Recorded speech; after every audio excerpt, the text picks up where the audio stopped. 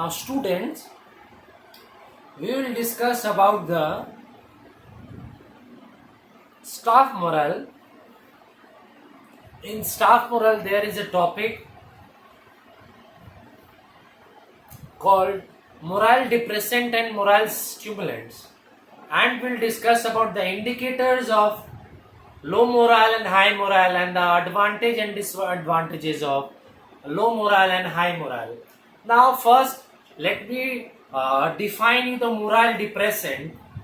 Morale depressant are those factors which depress or lower or reduce the morale of an employee, while on the other hand, morale stimulants are those factors which influences, which increases or which uplifts the morale of an employee. So I repeat once again, morale depressant are that reduce, that decrease, those factors which poses a very much decreasing factor or reducing factor on the employee's morale are known as morale depressant, and morale stimulants are those factors which uplifts or increases the staff or employee morale. Now, there are certain factors which poses a depressant and stimulant factor. So first factor is meaningless and unchallenging job. As I said, that meaningless and unchallenging job, when the employees feels that job is have no meaning to me, the job has not satisfying, not challenging nature, the employee will be on a low morale, because the employee thinks the employee is not able to contribute to his knowledge, to his capacity, and is not adding or contributing anything to the productivity or the contributing factor to the attainment of organizational goal. So if the job is meaningless, having no meaning to the employee, or if the job is not satisfying, not challenging to the employee, then it can be termed as morale depressant. But on the other hand, if the job is if the job is challenging and satisfying, if the employee feels the job is providing him knowledge, the job is enhancing the knowledge, the job is very much enriching the knowledge of an employee, and the job is satisfying, the job is very much productive, and the employee is contributing to the attainment of the goals, organizational common goals, so that can be termed as meaningful and challenging job. On the second factor is working condition. If the working condition is poor, then it is known as morale depressant. And if the working condition is good, then it is known as morale stimulant.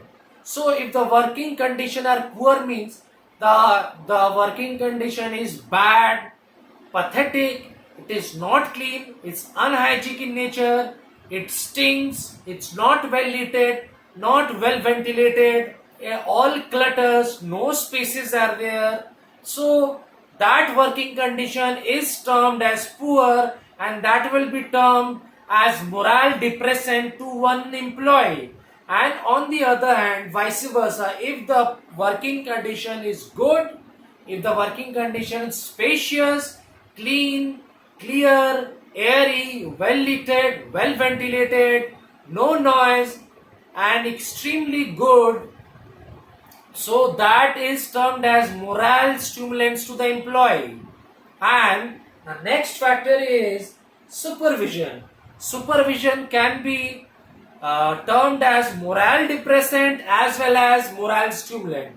When there is unfriendly, unhelpful supervision, supervision means to oversee, monitor, scrutinize the works and the progress of the employee. And if there is unhelpful and unfriendly supervision, means the leaders or the managers is not helpful, not friendly, not rectifying your errors, not giving you friendly, and not helping you, not assisting you. So that is leads to a very big determinant that can be termed as a morale depressant for an employee or a staff. Or on the other hand, if the leader who is providing the knowledge, because leadership can be termed as instructing and guiding subordinates together so as to achieve the common organizational goal.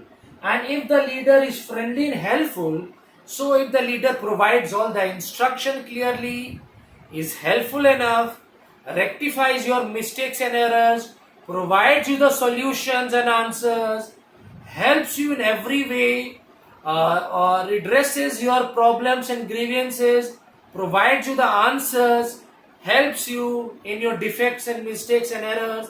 So, if the leaders are very helpful, assisting, friendly in nature, sympathetic in nature, so on that case, it will be termed as morale stimulants. And the next factor is relationship, because a worker or an employee or a staff cannot work individually. So, if a worker works individually, the attainment of organizational goals cannot be done. So, there is a department or a group which comprises of several employees or staff which works together so as to attain the organizational goal. But if a worker is having bad relation means not having friendly relation, not helpful, not sympathetic, not dependable, not reliable, not trustworthy, no credibility. So if they are having bad relations with the co-worker, peers, colleagues, so the employee will have a very down morale or a low morale or morale depressant. On the other hand, if the worker is having very good relation, very friendly, very assisting, very helpful, very dependable, trustworthy, very helpful, very credible, reliable in nature, so that can be termed as a very what? Very good relations. That is a indicator of good morale or high morale or morale stimulants. The next factor is policies and practice of management. So, if the policies is very unsound, unfair, not reasonable, ambiguous, doubtful, confusion, if the policies and criteria for management is very partially biased, then it's having all the favoritism, nepotism, then the practices, policies of management will deem to be unsound. So that will be a moral depressant or a low morale. But on the other hand, if the policies are very fair, equitable, reasonable, sound, and it is one for all for one, means it is fair and sound and equal for everyone, no favoritism, no nepotism, no partiality, then it can be termed as sound policies and practices of management. That will be indicator of good morale, that will be indicator of high morale, that will be indicator of morale stimulants. Now we come to the next factor, that is family life. As I have stated earlier, family life do exercises a very important role, pivotal, crucial role in the morale of an employee or a staff. If the family life is unhappy, if the staff is having regular conflict, constant fight with family members, then it will affect the work life as well as the personal life of the employee. Then it can have a very bad effect which will reduce or lower the employee's morale.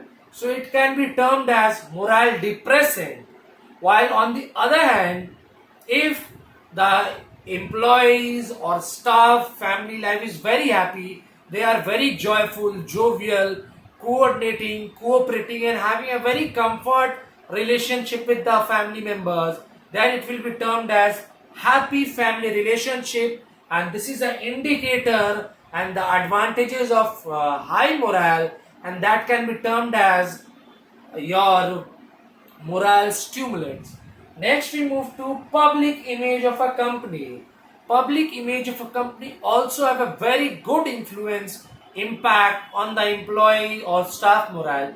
If a public image of a company is very bad, blemished and tarnished and black, so if the public image of a company is very blemished, tarnished, black and not good, not well reputed, not well renowned and having a very bad image in the eyes of the public, so it will lead to that staff or employees morale will be reduced lower and it will be termed as morale depressant. And on the other hand, if the image of the company is very high, very well renowned, well reputed, having a very goodwill, having a very good image in the eyes of the public, so that will affect very much. The employees will have a very high morale, increase in morale, and that can be termed as morale stimulants. So, and the next is remuneration factor, wage, salary, allowance, perks, etc. incentives. If the remuneration structure or the payment structure of an employee is biased, if the payment structure of an employee is not good, not reasonable, not fair, not equal, not equitable, bias, having nepotism and favoritism, so that will have that when the employees are having low wages, salary, allowances, incentives, etc., everything is low, so it will lead to lower the employees or staff morals, reduces it, and it will termed as morale depressant.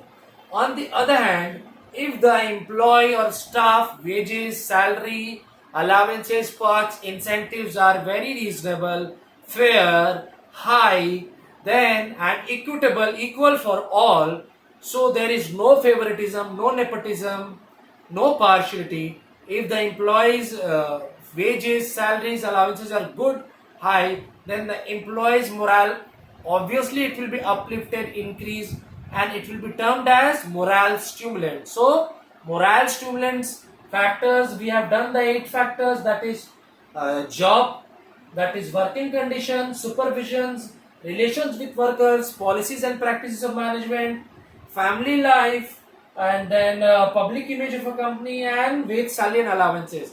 So I repeat once again that morale stimulants are those which reduces or lower the employees or staff morale, mental condition, attitude of a employee, and morale stimulants are those factors which uplifts or increase or enhances the employee's mindset, mental attitude, sentiments and feelings.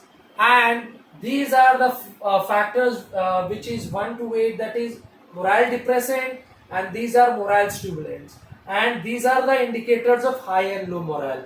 Low morale indicators are that they will be having more absenteeism, high number of absenteeism, having very conflicts with one another, and high rate of turnover, high rate of quitting the organization. So these are all the indicators of low morale, and these are all the indicators of high morale. High morale indicators are they'll be very dedicated towards the organization. They will work with sincerity, honesty, dedicated. They'll have the high rates of punctuality, good morale, high morale indicators are they'll have a high rate of punctuality, high rates of discipline, high rates of presentism, low rates of accidents, injuries, low rates of conflicts and fights. So these are the indicators of high and low morale. So all of you watch the video very carefully, precisely, properly and attentively, and go through the textbook several times, watch the video several times so as to grab the meaning, content and concept of it, the advantages, disadvantages, indicators of low and high morale. So indicators of low morale is morale depressant, and indicators of high morale is morale stimulants. So all of you watch the video several times, go through the video very carefully so as to grasp and get the hold of the meaning and concept clarity of it, and go through the textbook, BST book, very clearly, very precisely, and in depth. And if you find any sorts of doubts, queries, or any sorts of problem arises, do revert back it to me. Definitely, I'll get back to you. I'll provide you the required assistance.